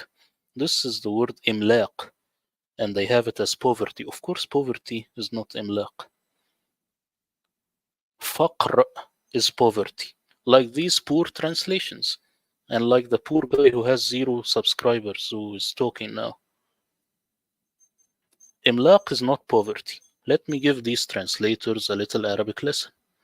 The word comes from tamalluq, meaning fawning, seeking approval by ways of flattery. Why no one quote it? Because they don't really care. As long as the translation does not contradict the sin, they are all good. But linguistic gold nuggets like these, they do not interest them. They interest me. This is why the Murad translation is unlike anything out there. You see? Do you have a comment or should I carry on? No, I'm just my brain is just like just. I mean, we've got to think about what are the implications of all of these changes, because they're misleading in the Arabic, and they're even worse in the English. Yeah, in the English there is no, uh, they are just free to do whatever they like, and no one is looking at what they're doing. As long as Uh, it presents Islam in a good way. If you read the Sharia, it says that you're allowed to embellish, you're allowed to exaggerate, as long as it presents Islam in the beautiful way. It makes Islam look good. When exactly. you And the whole Islamic nation has been not traumatized, but they have been under the microscope, especially after 9/11.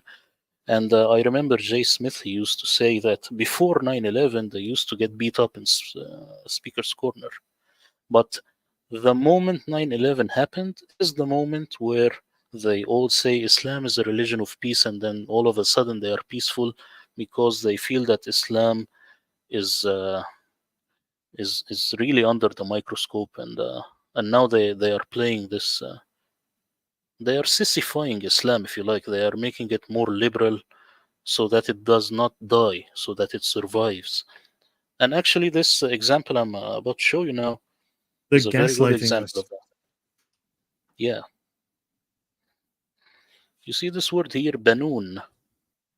أم له البنات ولكم البنون. Do you have daughters while he have sons? It is clear from this verse that Banun means sons and only sons. It cannot mean children because daughters and sons. Right? Well, not with Quran translators. Here, Al-Mal wal-Banun, wealth and children. When the very same word is mentioned here, now all of a sudden it's children. Now, why is that? Because Quran translators did not create their own concordance to precisely pinpoint every word in the Quran before translation, which led to this mess. Second, deep down inside, they know and feel the Quran to be a little aggressive for the Western mind, so they try and water it down. Third, even if they acknowledge that Banun only means sons, they will still translate it as children because they know that excluding daughters will make the Quran look more toxically masculine, and they Mhm. don't want that as it will get less people to convert to Islam. That's what's happening. That's what's going on in their mind. You see? Mhm. No, they've got to change the message. It's propaganda. It's been propagandized. Exactly. Now, you know the story of Joseph and how the woman tried to seduce him in the Quran. I'm just looking at the word rawadatu, and they have it as seduce.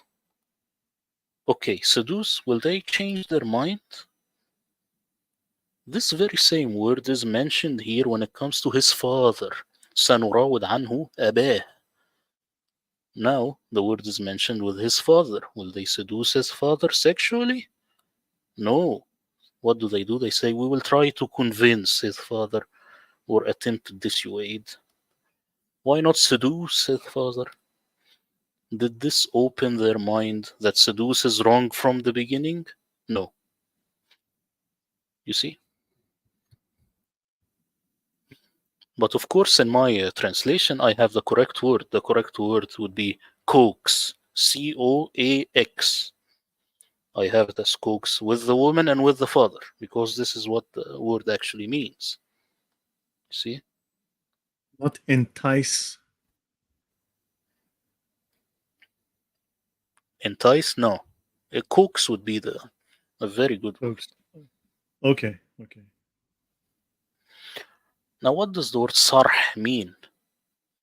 Sarh, as you can see here, uh, Pharaoh wants to go up to the God of Moses, so he has to climb a tower. Sarh is tower. Correct, as it must be high to reach the sky. The only problem is when this word sarh is mentioned in another context, they forget. So as you can see here, when the Queen of Sheba entered the sarh, it's now the palace. Why? Because they did not create a concordance and they never thought that one day I would show up to criticize their work. This is what's You've got going on. you've got people like Marijn van Putten with these $2 million to study the Quran, and he doesn't find this. Yeah, that's the problem. If you ask anyone, he will tell you, well, there are synonyms. No, there are no synonyms in the Quran. Every single word has a meaning, and you just are lazy to find the meaning. That's what's happening. These Synonyms people are are a way for people to not look up and make very powerful concordance. these are people that have staff, have money, have time, have computers, have software, have everything, resources, access, and you're like, what are they doing? I think if you do not have the passion, then you won't do it. And I am really passionate about what I am doing, and I love making the videos. I love talking with people. You see, so they don't have passion. They just wanna they treat it as a job. But here I'm treating this as my passion. That's the difference. Villainous just very wisely says the millions of dollars are spent so that people don't find things. Yeah, this is very plausible. Yeah, I'd have to agree with him there. Now I want to show you this one. Uh, the word araja. What does it mean? It says here يعرج فيها, and they say ascend in the sky. You see, the Quran has multiple ways of saying ascend or go up. Or anytime the translators see a word, they just say ascend, and that's it. Well, يعرج is the same as عرج and أعرج. What do they all have in common? They do not know. Al-A'raj here, the Jesus is curing Al-A'raj. They say the disabled or the lame. They still do not see it. They do not see a connection. But do you know what does A'raj mean? It means walking in a zigzag-like form. So Al-A'raj, who Jesus cured here, is walking in a zigzag-like motion because he is disabled or lame. But يعرج في السماء means climbing up a stairs because this is what has the zigzagging motion. And I think in other religions, maybe also in Christianity, is that you climb to heaven, stairs to heaven, something like All this. This right. is يعرج. The stairway to heaven. Yes, very critical. But they do not see it, of course. And they do not care. go up or ascend or climb anything. Anything. They do not care. So just run this past me again, because someone's just mentioning the crooked path. So the word actually means, the word means? Zigzag, and a crooked would be not perfect. It's zigzagging, walking in a zigzag like motion. Okay. And the context of that would be someone is drunk, someone is going upstairs, someone is going side to side. Yes.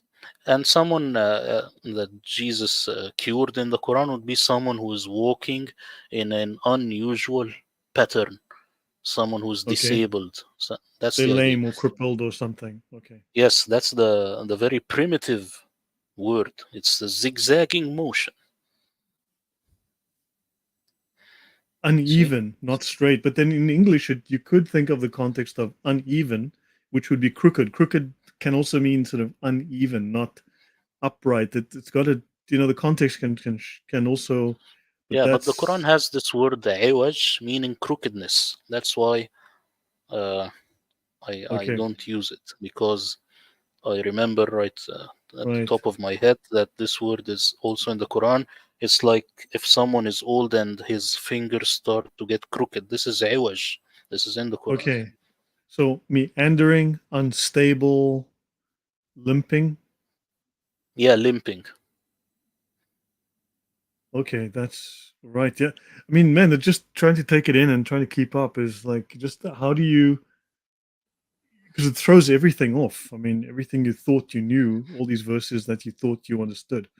Would staggering be a word as well? I like the word limp. It really Okay. covers uh, all the meanings. Okay. Yeah. Okay. Uh, Now I will show you the word nafakha. As you can see here, it says قال انفخوا, and he ordered blow. Now, what will you do when it comes to fire? You will blow into it till it becomes red. You will not breathe into it, you will only blow. And in Arabic, we know that nafakha means blow. So it's only an exhale, it's only blow.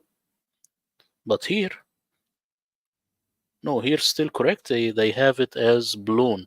So you will blow in the sur, meaning, they say trumpet, but it might not be trumpet, but it's still blow.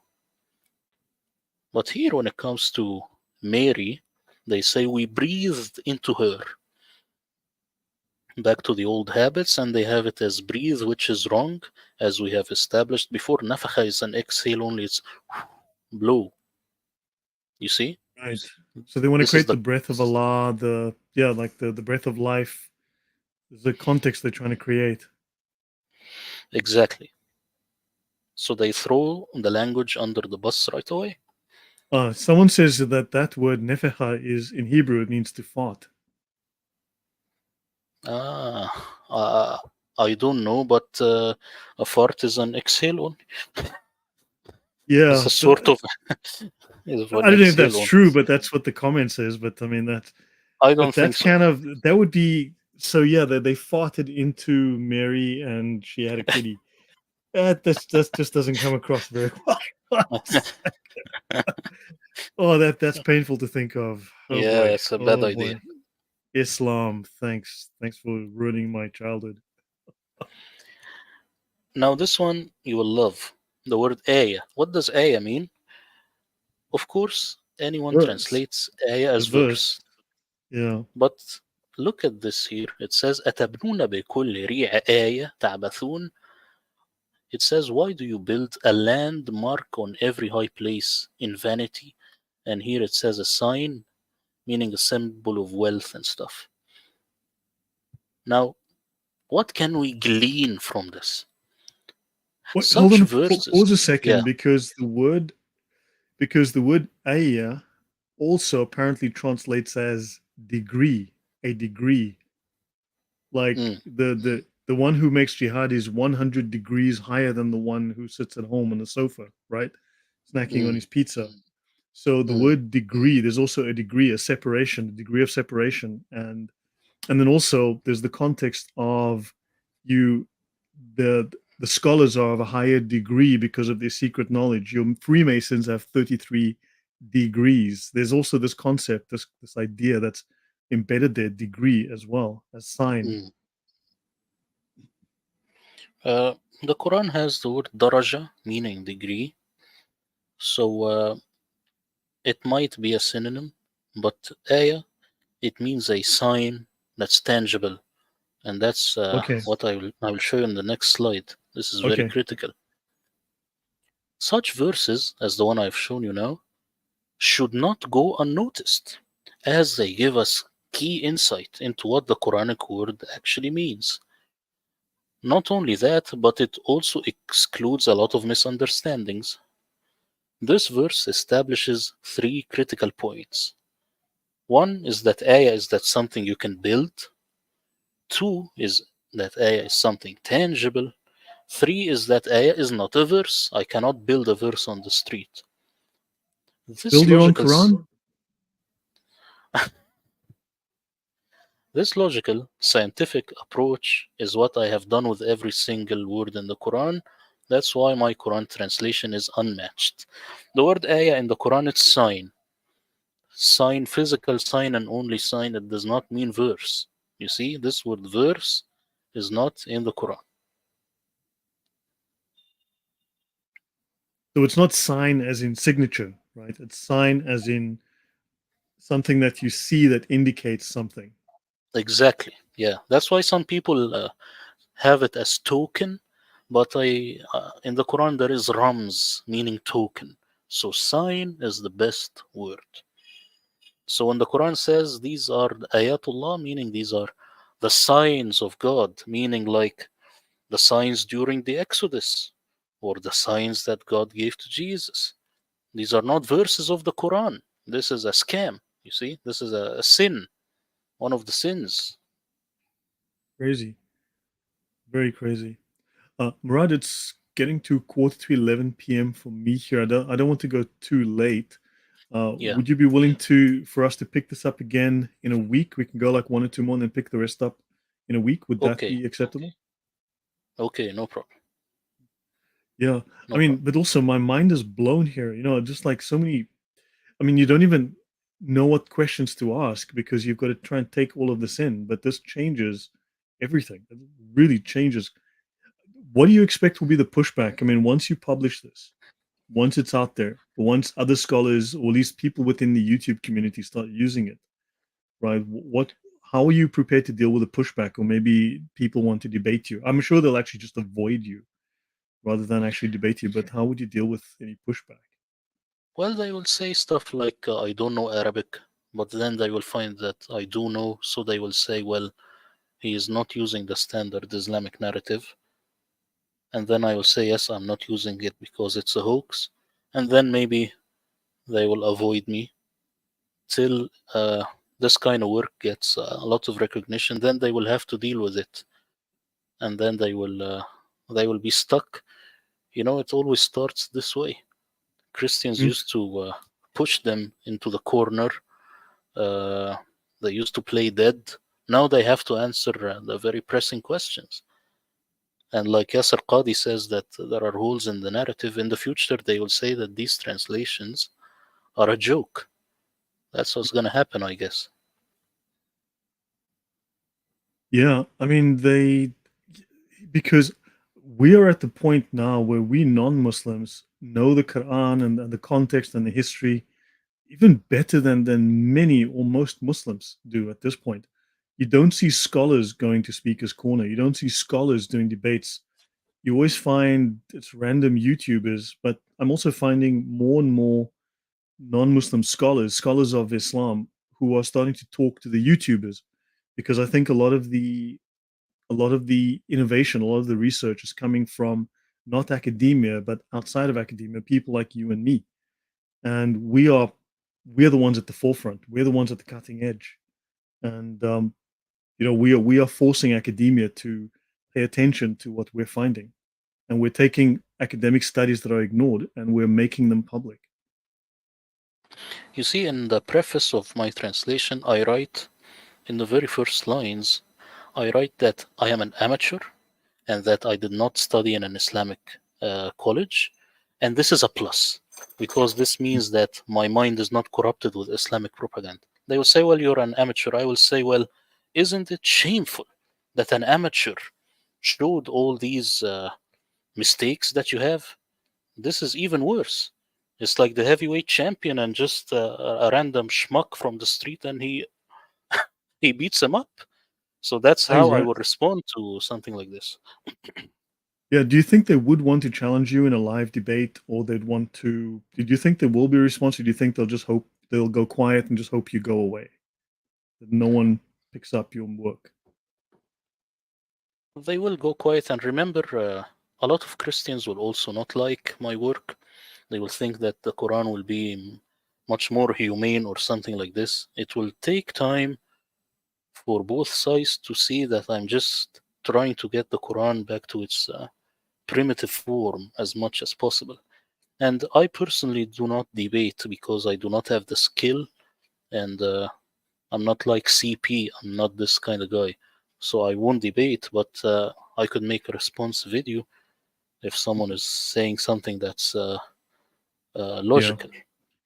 Tell me, you are someone who knows Islam very well. Obviously, you've done research to a level that very few of us have, and you understand it in a way that we don't. You listen to my material. You've heard me speak.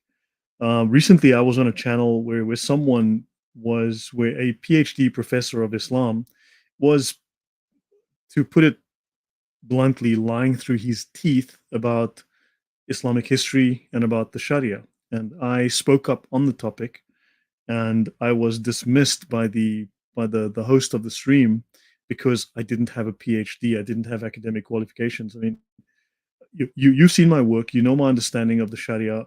Am I presenting things accurately according to your understanding? And because this is what happens to me. I'm sure it happens to others, but this is just the nature of the game, I guess. Yeah, of course, you are the most knowledgeable about Sharia in this field in the YouTubers and stuff because I am not good with the Sharia and I'm not good with law and legislation in general. I like language and I like history more. So yeah, if you uncover the secrets of Sharia, the dark secrets, then definitely there will be a pushback. I Even from think also, Christians, like you said, even from Christians, they don't seem to like it. They think you're a biget. Villainous is yeah, banned on that channel, and yeah. I mean, have you because ever they seen me misrepresent information? Have you seen me do bad translations or have bad takes from these books? no, not really. But as you see, there is a that that these people they can't imagine still, even if you read the books, they can't imagine. So they say you are a bigot. That's the problem. That's the problem with the Western world in general. Actually, people who know the dangers of Islam are people who, as we say in Arabic, who touched the fire, who were touched by the fire of Islam. But just being cozy, they do not Yeah. imagine how bad Islam is or what does Sharia want to do when it gets power. What do you hope for your translation to achieve? I mean, what? Because man, this is mind blowing. I'm like, my brain is just like, honestly, I didn't even know what to think. Right, my brain is just stuffed, and I'm like, I'm stunned, like a deer in the headlights kind of feeling. What do you hope to achieve? What's your best case scenario? I mean, what do you really want to see this take you, or wait to see this go? Well, I hope that this translation would be a topic of discussion. Like once it's out and I collaborate with a lot of channels and it gets into many hands, I would like to see the people criticize it. Like, of course, people will like it, but I want other people who do not like it to criticize it. This will accelerate uh, academic progress and understanding Islam. So that's what I hope to will happen with this translation. Really, actually, the examples I showed today, these are like the minor ones. The hardcore ones will be the next time because it keeps getting better as we go into the presentation. just the first 5 or 6 that you did, say the first seven, just the first seven, I was already like, man, this blows a hole so big in the ship, it has to sink. You understand? Just the first few was so. I was like, this throws the whole narrative to pieces. It turns it upside down. It sinks the whole story. I mean that's A- huge. And imagine if I make another translation in the future with the Aramaic reading and with other languages in the Quran, um, and like getting all the layers, like the layers of an onion. Imagine the level of depth that we will have in the Quran, and it will really exclude the standard Islamic narrative to a big degree. Right. So when do you plan to release? I know you've finished it apparently, but you're trying to do some marketing. So what are your what are the steps that you're going through right now, and what's your plan? When can we anticipate? And where and how can we throw you? Take my money, Murad. Take my money. Just take my money. Hold on, hang on. Just where do I just where do I swipe? Just where do I? I'm trying to just take my money. You know. Well, I thank you very much for that, and people they can do that on Buy Me a Coffee. But what I really prefer, if people who are interested to actually download the freebie, the free sample, so that they are on my email list. And once I collaborate with other people, uh, I will release it through email. So, Okay. so let's say maximum 2 months from now, people will have the translation. Is there any way I can bribe you for sooner than that? You and me. Privately. Yeah. Um, so guys, for the audience, I know many of you are mods on other channels as well. I'm going to try and get Murad at least onto one other channel. So for those of you who know other channels out there who would benefit from this work, let's try to get Murad onto other channels. This work is incredibly important. It is mind blowing. I think all of you are as shocked as I am. This is the second time I'm seeing it. The first time I thought it was like, wow. Now I am actually just stunned. So try to get Moran onto other channels. Talk about this. Put it in the chat. Put it in the comments. Put it on social media. Speak to other channels. Speak to the mods in other channels. Speak to the hosts of other channels.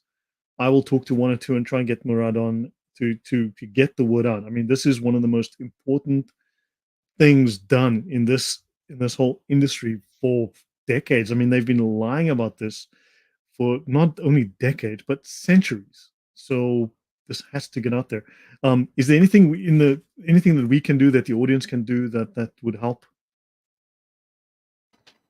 Well, not really. I am very glad to talk with you today. Very happy about the opportunity, and we will continue the rest of the examples next time. The only thing I want from the audience, just download the freebie, because if I reach 1,000 subscribers or downloads for this freebie, I will release it sooner, because now I have close to 700. You see, Okay. so that's the only thing that I ask people. It's free. Just write an accurate email that you use, so that when I send you the link, then you are good to go. So guys, I've dropped the link in the chat. It's in the description box. All of Murad's contacts are in the description box. So yeah, let's get to 1,000. Let's get to that magic number. Um, Sarah says wonderful content. I'm a translator and will share this with everyone. Amazing work. Yeah, I mean, I am mind blown. So yeah, no, thank you, Murad. So can't wait for the next Murad video, Maria 28. Yes, same here. So yeah, I gotta give my brain a break. You've done amazing work, right? Amazing work, and I'm sure you can defend it. I'm sure you can show, because you've demonstrated your logic, your thinking. You've spent nearly 5 years on this project. I mean, that's a long. How did you stay motivated for that long?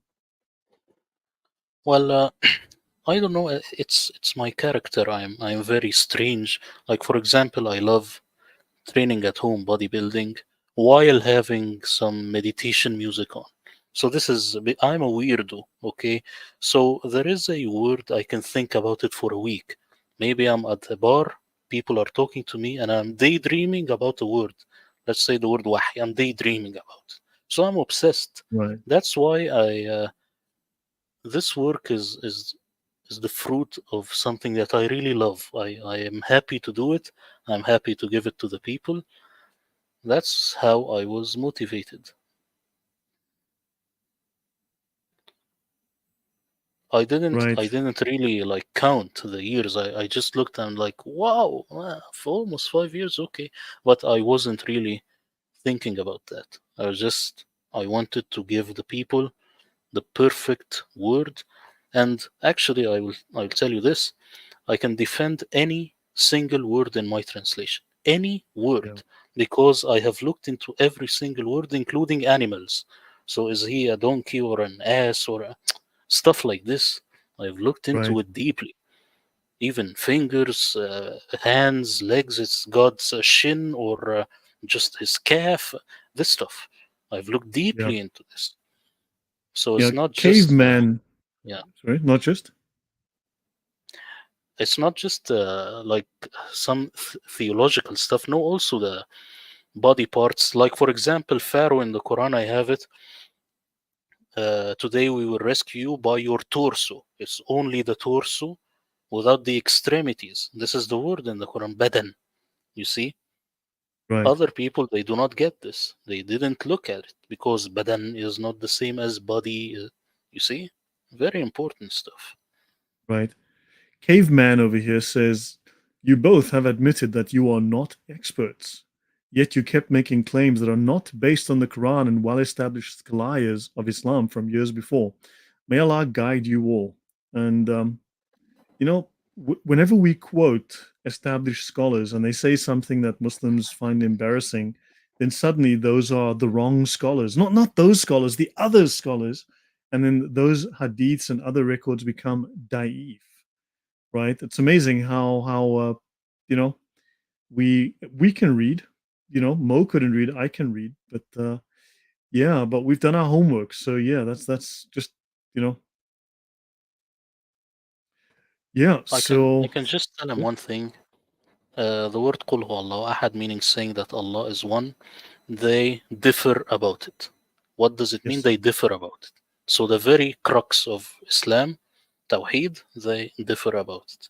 So these scholars, when they know what does Islam mean, then we should look at them. But for now, yeah. they are so confused. Leave them alone. And even the word Tawheed comes from the Ethiopic, which comes from the Ethiopic church. It's Tewahedo, which means the unity of Allah, the unity of God. In other words, as a trinity.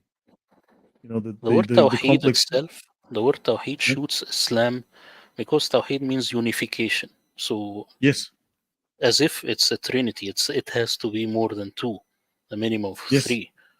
And it comes out of the Ethiopic language apparently. So this was a borrowing from the Ethiopic church. Remember, the Muslims spent their first hijrah.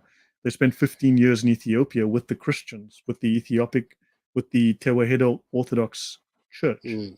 So the concept comes across from there.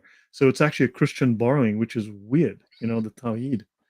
So yeah, so I mean they just yeah. Anyway, they'll claim everything is naive or everything is wrong or every scholar is wrong. It's crazy. Islam is the only religion you defend by claiming that your own scriptures are weak. It's insane. So yeah, guys, it's 11 p.m. here. It's 2 hours for us. Yeah, I don't want to go too late. It's a school night for me. I don't know about you, Murad, but I have school tomorrow. Yeah, So uh, I have stuff also, but I try to, you know, put my best effort nonetheless. no, that was brilliant. Geez, what am I to say to this? I mean, just this, my mind is blown. So yeah, thank you. I'll arrange with you for next week. I think the same time if that will work for you. Yeah, that would be Um, nice. yeah, looking forward to the rest, and I'll do what I can to try and get you on other channels. I'll reach out to a couple of people. So yeah, so thanks all. Thank you very much. Thanks, Rod, for coming on. Thanks you for the audience, and please share this again if you like it. Do like it. Make jihad on the like button. Sharia the content on your social media, subscribe, and also go follow up with Murad, and let's get him to 1,000. Okay, let's get this out. Thanks for the education, Murad, and we shall see you soon. Take care, everyone.